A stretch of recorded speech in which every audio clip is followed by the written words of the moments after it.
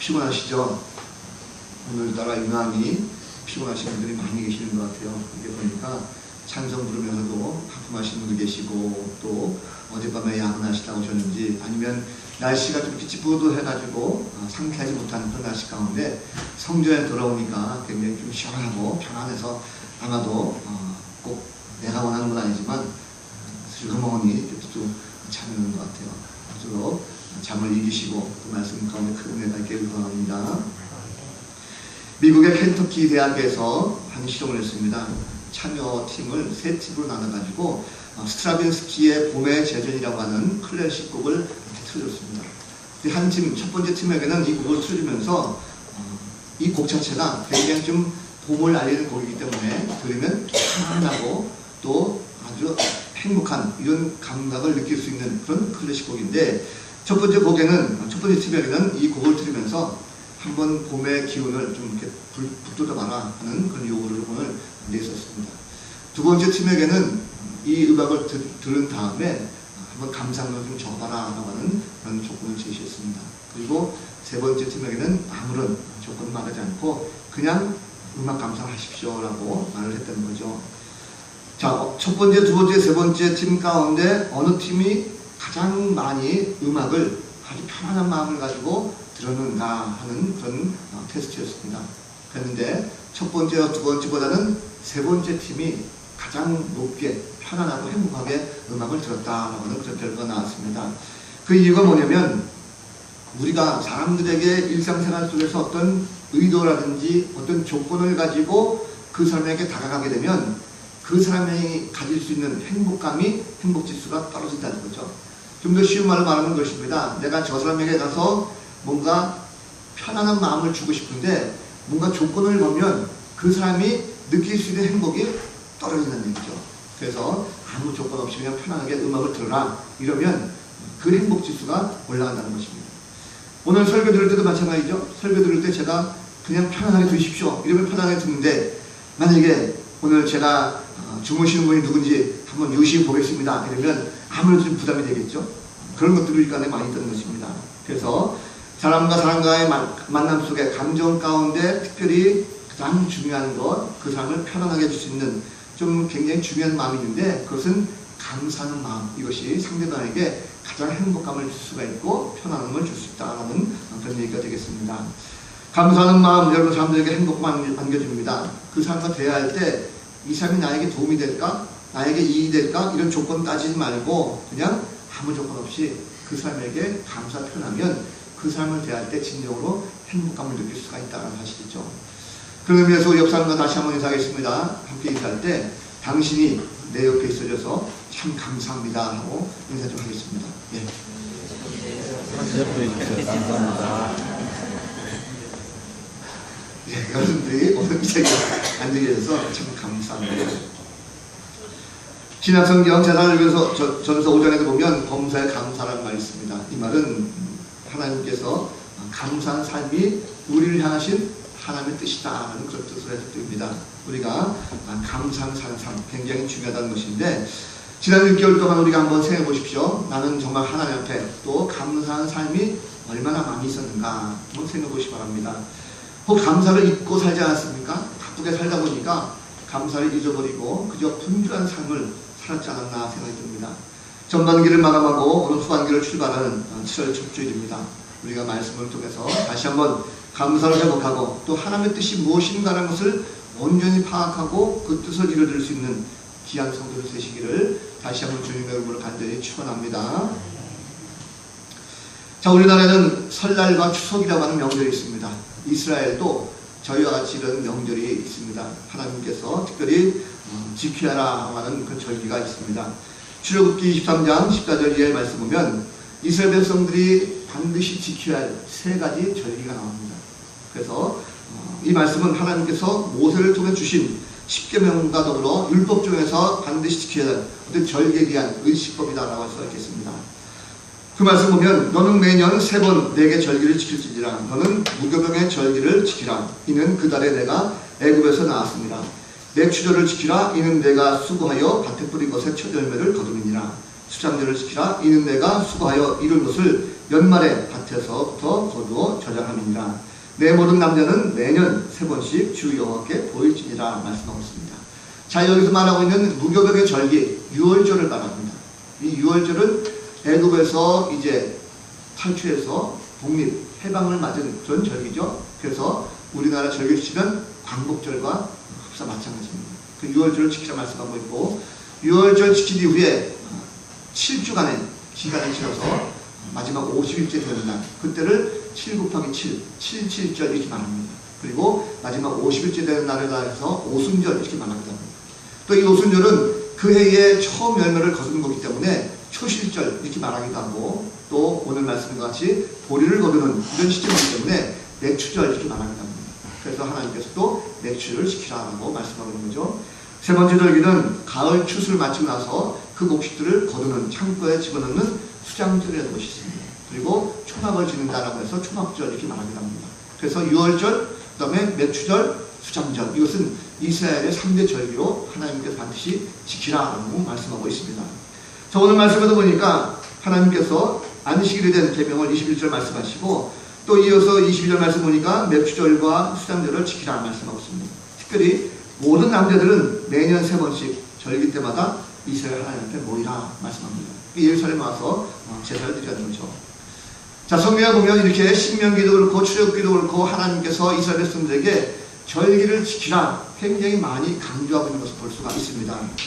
그런데 하나님께서 왜 이렇게 절기를 자꾸 지키라 강조하시는가라는 것을 우리는 좀 생각할 필요가 있습니다. 자, 사실 이스라엘 백성들 입장에서 보면 절기를 지키기 위해 가지고 예루살렘으로 올라오는 것이 그렇게 쉬운 일은 아닙니다. 왜냐하면 고향에서 자녀들 또 부모들 다 남겨두고 젊은 남자들이 예루살렘으로 올라오는 그런 과정이 있으니까 아무래도 여간 힘든 게 아니죠. 재물 준비하려면 그것도 힘들 수가 있습니다. 왜냐하면 부유한 사람들이야 뭐 얼마든지 재물을 준비하겠지만, 가난한 사람들은 이 재물을 준비하기 위해 가지고 많은 또 시간을 허비하고 물질도 허비하는 모습들이 있습니다. 예루살렘까지 올라간다면 사실 부담이 굉장히 크죠. 이런 절기를 한 번 지키는 것이 아니라 무려 3번을 지키라라고 성경은 말하고 있습니다. 가족들을 남겨두고 젊은 남자들이 가게 되면 이런 가족들 누가 지켜줍니까? 노약자들, 그리고 아내, 젊은 또 아이들. 그들은 아빠가 없으면 굉장히 좀 힘들고, 혹시라도 아빠가 다 절기를 지키러 올라갔을 때 외부에 도둑이 든다든지 혹은 강도가 온다든지 하면 아무래도 이 사람들은 위험에 처할 수밖에 없는 거죠. 늘 불안한 마음이 그 가운데 있을 수밖에 없습니다. 절기를 굳이 고향을 떠나서 예루살렘까지 올라가서 지키야 되는가? 그것도 3번씩이나 지키라 하시니까, 이왕이면 고향 땅에서 좀 편안하게 지키라 하는 것도 괜찮을 텐데 왜 하나님은 굳이 예루살렘까지 와서 3번씩이나 절기를 반드시 지키라라고 말씀하고 있느냐는 것입니다. 자, 이스라엘은 그렇다치고 오늘 우리는 어떻습니까? 우리는 여러분 사실 이 구약성경 출애굽기가 이스라엘 사람들에게 해당되는 말씀이지 이 맥추절이 우리하고 무슨 상관이 있습니까? 어떻게 보면 사실 상관이 없죠. 그들은 유대인이고 우리는 한반도에 살고 있는 한민족입니다. 문화 자체가 달라요. 기후가 다르고 삶 자체가 다릅니다. 그런데 그들이 지키고 있는 6월 이 절기, 맥주 농사절을 우리가 지켜야 될 필요가 있는가라는 것입니다. 특별히 여러분, 매년 이 절기를 지키는 것이 사실 신앙생활하면서 좀 많은 부담이 되는 건 사실입니다. 추수감사절은 그래도 이해가 돼요. 왜냐면 우리가 이제 추석이라는 절기가 있으니까 추수하는 그런 마음속에 지킬 수가 있겠지만, 맥주절 이러면 뭔가 보리 농사하는데 우리는 쌀 농사 짓지 않습니까? 근데 보리를 추수하는 절기를 우리가 굳이 지켜야 되겠는가 하는 것입니다. 어찌 보면 특별한 절기를 교회에서 만들어가지고 굳이 안 지켜도 되는 절기를 억지로 만들어가지고 뭔가 그냥 감사원금만 드리는 이런 것만 강요하는 것이 아닌가 하는 그런 의심도 생길 수가 있습니다. 사실 이런 것들도요, 있는 사람들에게 좀 덜하겠지만 없는 사람들에게는 매년 절기를 지키면서 감사함을 드리는 것 사실상 좀 부담이 될 수도 있겠죠. 맥주감사절이든 추수감사절이든 좀 절기 때마다 사실 우리가 감사한 마음을 가진다면 좀 진정한 마음을 가지고 내 정성에서 우러나오는 마음을 가지고 단 한 번을 드리더라도 정성껏 드리는 그런 감사 절기가 되면 좋은데, 맥주절이니 추수절이니 자꾸 만들어가지고 억지로 드리다 보면 사실 은혜가 되지 않습니까? 뭔가 좀 부담되기도 하고 그런 절기가 되면 교회에 발걸음하는 것이 좀 어렵지 않는가 생각이 듭니다. 어떤 때는 성도들이 그들에게 절기마다 이런 꼭 절기를 지키게 됩니까? 마치 신앙생활을 좀 감시당하는 것 같습니다. 라고 하는 그런 얘기도 종종 듣습니다.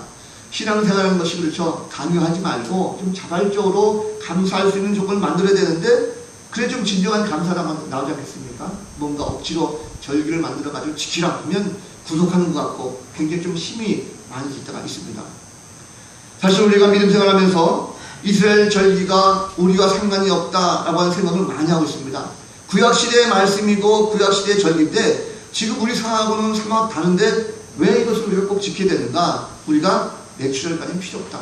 그냥 추수감사를 한 번만 지키자라고 하는 사람들도 많이 있습니다. 자, 그런데 그런 말들은 하나님께서 인간을 향하신 진정한 마음이 뭘까? 하나님께서 왜 구약성경에 맥추절기를 지키라라고 말씀하셨을까? 그 참된 의미를 우리가 안다면 지킬 때에 우리가 기쁜 마음으로 지킬 수가 있지 않겠습니까? 자, 사실 이스라엘 백성들로 매번 절기를 지키는 것이 우리가 생각하는 것보다도 훨씬 더 어려웠습니다. 그 예루살렘을 모여다니는 것이 굉장히 부담이 많이 되죠. 걱정도 됩니다. 그러나 하나님께서 반드시 이들에게 절기를 지키라 말씀하셨어요. 우리가 이 절기를 지키라는 말씀 가운데 중요하게 생각을 그런 부분이 성경에 한 군데 있습니다. 뭐냐면 자, 절기를 오늘 지키라 말씀할 때에 하나님께서 22절 말씀 보면 7절 곧 맥추의 초실절을 지키고 새말에는 수장절을 지키라 라고 해서 지키라 라고 하는 한글 단어만 달랑 나와 있습니다. 그런데 히브리 성경을 보면 약간 좀 표현이 다르게 되어 있어요. 지키라는 단어는 히브리어로 타아세라고 하는 단어입니다.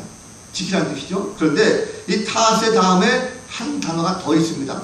그 단어가 레카라고 하는 단어예요.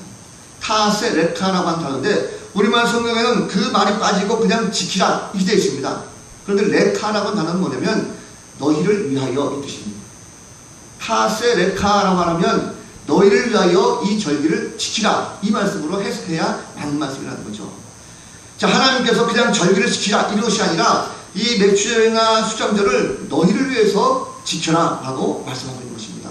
그러면 왜 하나님께서 우리들에게 이 절기가 너희를 위한 것이다 라고 말씀하고 있느냐는 것이죠. 우리를 위한 것이 과연 되겠습니까? 저는 그런 생각을 했습니다. 아시는 분 아시겠지만 옛날 우리 어렸을 때 그 홍콩 배우 성룡 아시죠?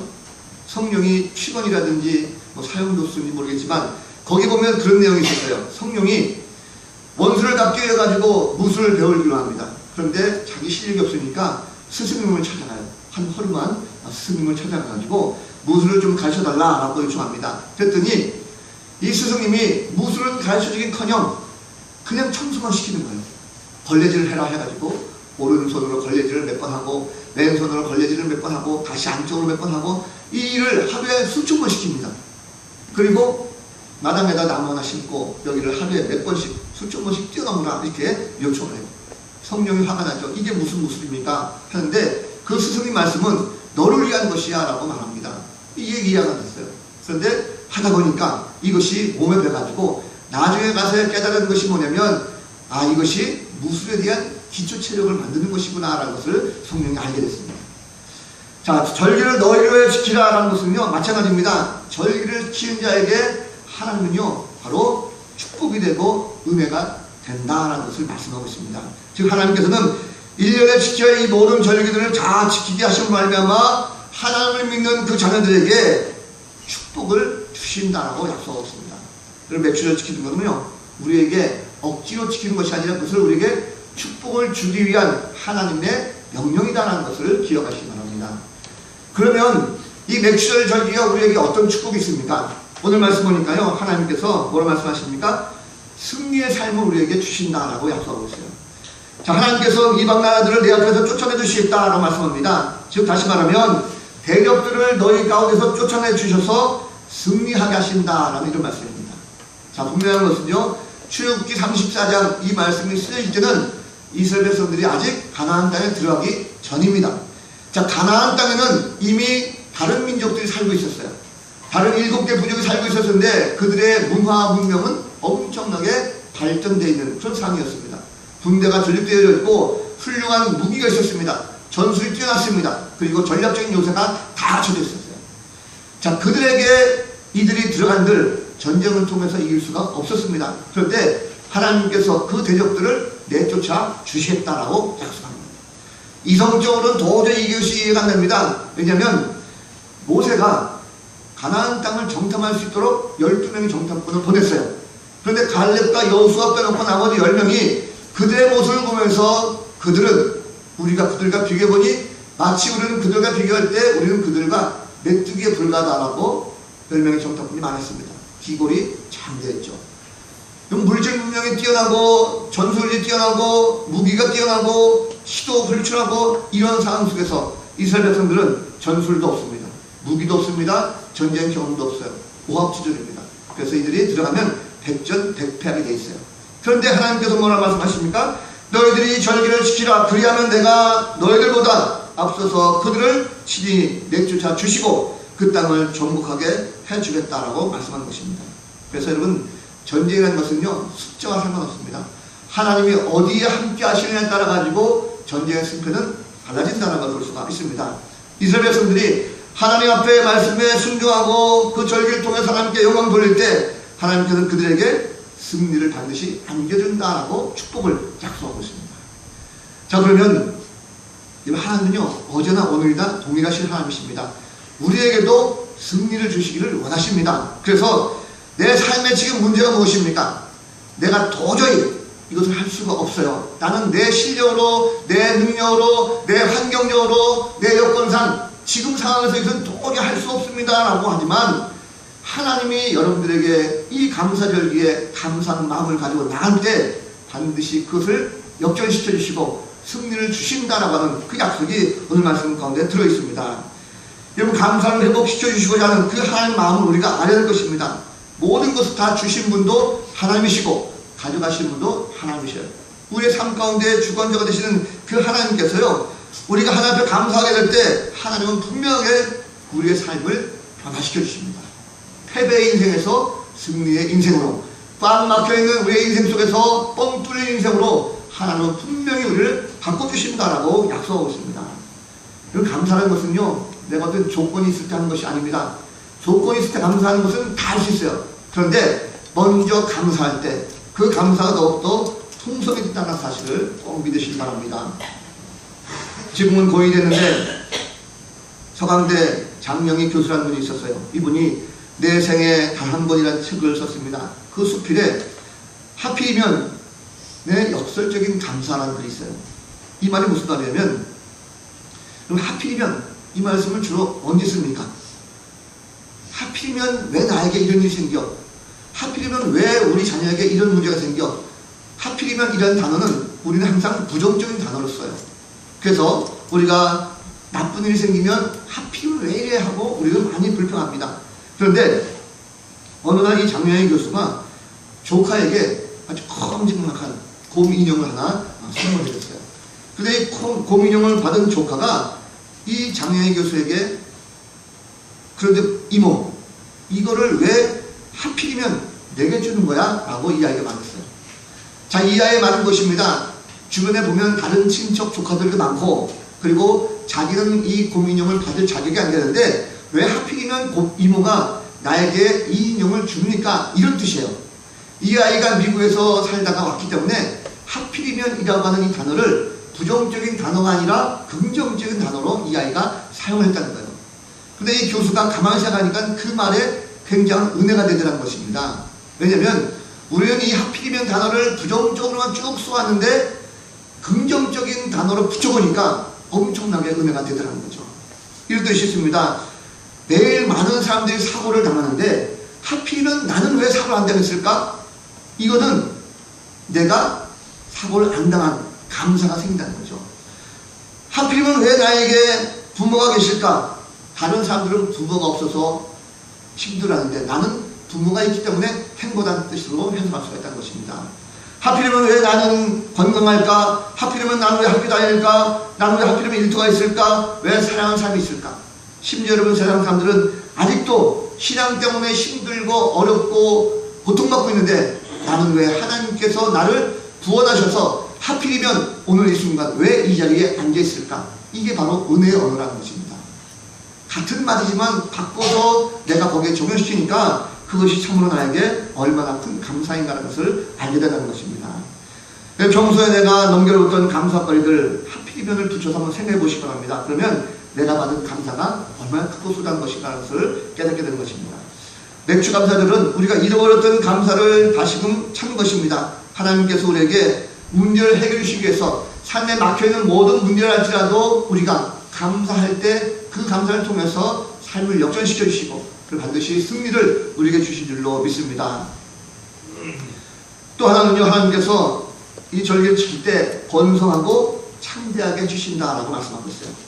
자, 성경 말씀 보면 하나님께서 이스라엘 백성들에게 내 지경을 넓혀주신다라고 나옵니다. 자, 이스라엘 백성들의 지경이 어디입니까? 출애굽기 23장 31절 말씀 보면 내가 내 경계를 홍해부터 블레셋 바다까지 광야에서부터 강까지 정하고 라고 되어 있어요. 하나님께서 동쪽과 서쪽을 홍해에서 지게까지 그리고 남쪽과 북쪽을 아라비아 광야에서 유브라데 강까지 지경을 넓혀주셨어요. 이 약속은 후대의 가나안 땅에서 솔로몬 시대에 이것이 다 이루어졌습니다. 그래서 많은 민족들이 와서 솔로몬에게 경배하고 하나님을 알게 되는 이런 기억이 되었습니다. 우리가 하나님 앞에 이러한 절기를 감사함으로 지키게 될 때 하나님께서는요, 우리의 기업도 그리고 산업도 가정도 우리의 모든 꿈도 비전도 그 지경을 넓혀주시기를 원하십니다. 하나님 말씀 가운데 순종하고 절기를 지키면요, 하나님께서 우리에게 번성하는 이런 축복을 약속하고 있다는 사실입니다. 우리가 맥주를 감사하는 절기, 이 감사하는 절기에 우리가 감사할 때 삶의 지경이 넓어지는 거예요. 그래서 때로 우리 마음속에 원망과 부정적인 생각이 있는 사람은 스스로 자멸하고 하나님의 은혜와 복을 받을 수가 없습니다. 그러나 우리가 감사하는 성도들은 반드시 그 가운데 작은 것도 크게 해주시고 감사가 더욱더 풍성하게 맺어질 수 있는 이런 풍성한 조건들이 우리 가운데 임하게 될 줄로 믿습니다. 그래서 감사라는 것은요, 작은 것 하나 찾아가지고 감사하기 시작하면 그것이 더욱더 점점점 크게 발전하는 것을 볼 수가 있습니다. 말씀을 준비하면서 어떤 분이 자꾸만 그리지만 이 순간이 감사하다라고 하는 글을 쓴 것을 제가 봤어요. 이런 내용입니다. 이 순간이 감사하다. 아침 식사를 하고 세면장에 씻던 중 갑자기 감사가 봄물 쏟아지듯이 넘쳐난다.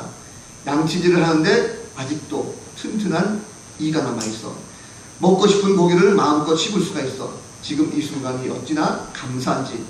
볼 수 있는 눈이 있어 감사하고, 들을 수 있는 귀가 있어 감사하고, 숨을 쉴 수 있는 코가 있어 감사하고, 밥도 먹고 하고 싶은 말을 마음대로 할 수 있는 입이 있어 감사하다. 무엇이나 만질 수 있는 손이 있어 감사하고, 어디든지 갈 수 있는 발이 있어 감사하고, 앉고 설 수 있는 관절이 있어 감사하고, 먹은 것 절로 소화되니 감사하고, 얼마 후에 시원하게 볼 일까지 볼 수 있으니 이보다 더 감사할 수 있을까?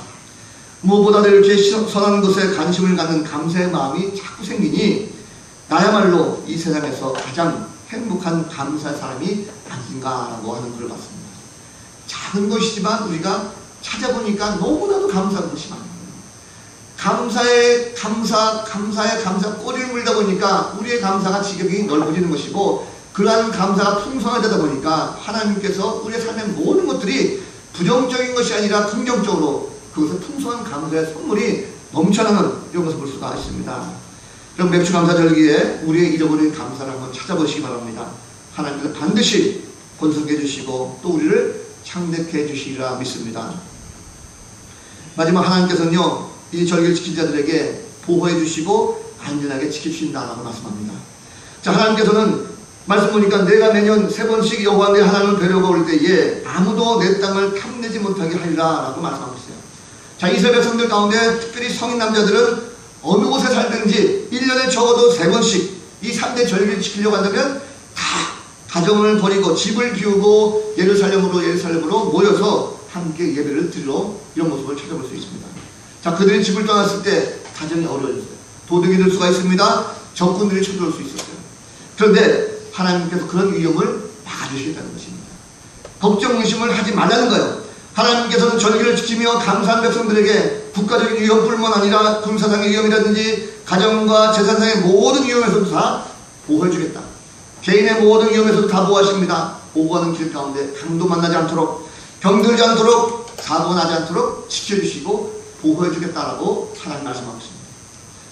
우리가 신앙생활 할 때 믿음을 가지고 감사하며 바른 생활을 하게 되면 하나님께서 반드시 우리를 보호하시고 안전하게 지켜주시는 것을 믿으시기 바랍니다.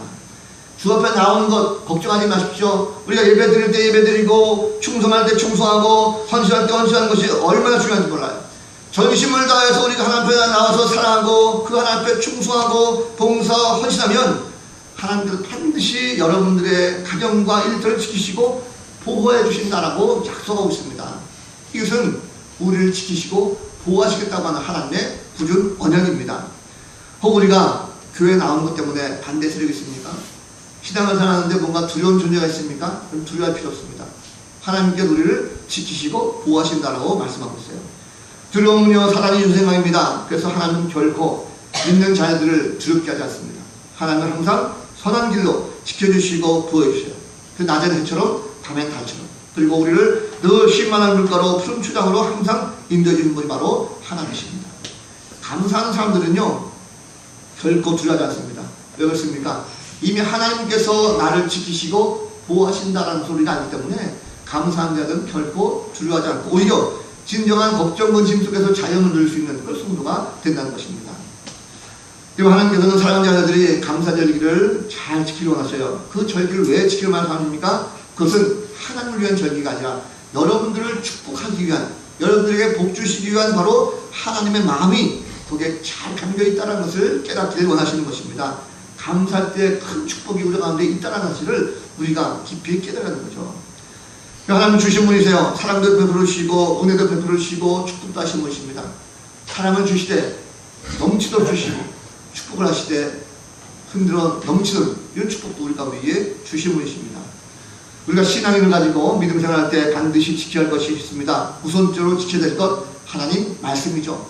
말씀을 꼭 지키고 순종하고 나아가야 됩니다. 그런데 하나님께서 말씀 가운데 이것은 꼭 지켜라, 이 절기를 꼭 지키라 정해주신 절기는 우리가 반드시 지켜야 됩니다. 유월절, 맥주절, 수장절, 이것은 우리가 지켜야 할 감사 절기입니다. 우리가 이루었던 감사를 다시 한번 회복하면서 하나님께서 우리에게 감사를 지키려 말씀하셨어요. 감사는요 하나님의 명령입니다. 우리가 지켜도 되고 안 지켜도 되고 이것이 아니라 반드시 지켜야 될 하나님의 명령이기 때문에 우리가 지켜야 될 것입니다. 그래서 하나님께서는 우리가 맥주를 지킬 때 더욱더 자녀들에게 큰 축복을 약속하고 있습니다. 감사를 함할수록 더욱더 큰 감사를 깨닫게 된다는 것입니다. 신앙에는 세 가지 단계가 있다고 해요. 첫 번째 단계는 받는 단계, 두 번째는 감사의 단계, 세 번째는 드리는 단계가 있게 되어 있습니다. 첫 번째 받는 단계는 대체적으로 교회에 나온 지 얼마 안 되는 초신자들에게 해당됩니다. 초신자들은요 이때가 되면 대개 하나님 앞에 나올 때에 기도하면 응답을 참 빨리 받습니다.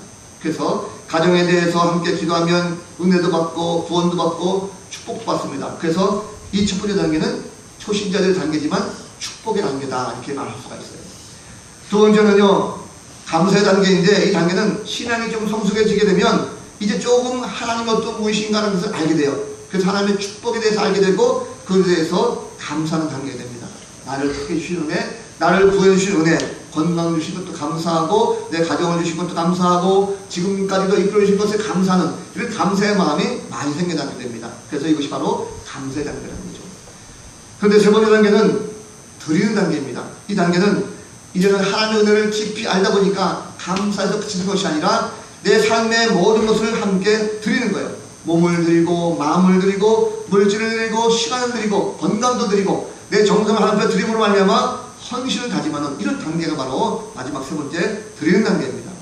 그러다 보니까 우리가 신앙이 점점 깊어지면 깊어질수록 봉사하게 되고 헌신하게 되고 교회학교 교사라든지 성가대원이라든지 또 남성교 여성교 회원에서 많은 봉사하게 됩니다. 이것이 하나님께서 기뻐하시고 믿음이 더욱더 성숙한 신앙으로서의 드리는 단계다라고 할 수가 있겠습니다. 자, 오늘 말씀을 정리합니다. 여러분 맥주 감사절입니다. 우리가 지난 상반기 6개월 동안 어떻게 지냈습니까?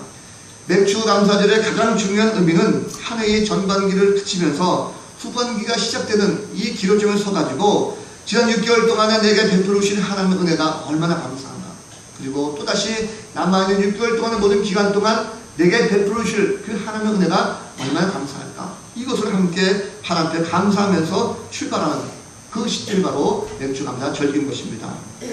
지난 6개월 동안 나의 삶 가운데에 감사가 얼마나 많이 있었습니까? 어찌 보면 우리는 참으로 많이 부족했을 것입니다. 그러나 이제부터 다시 한번 우리는 감사의 삶을 살도록 마음을 다져보는 그런 성도들 되었으면 좋겠습니다. 새롭게 7월달 되었습니다. 7월달은 우리가 바쁩니다. 여러 가지 여러 행사들이 많이 있어요. 여러분 성대학교와 또 비전 트립도 있고 새벽 기도와 이런 것들이 많이 있습니다. 기도하기 참 좋은 계절에 기도할 제목들이 많이 있습니다. 바라기는 우리가 이 맥주 감사절기 다시 한번 기억하면서 기도로 감사를 회복했으면 좋겠습니다.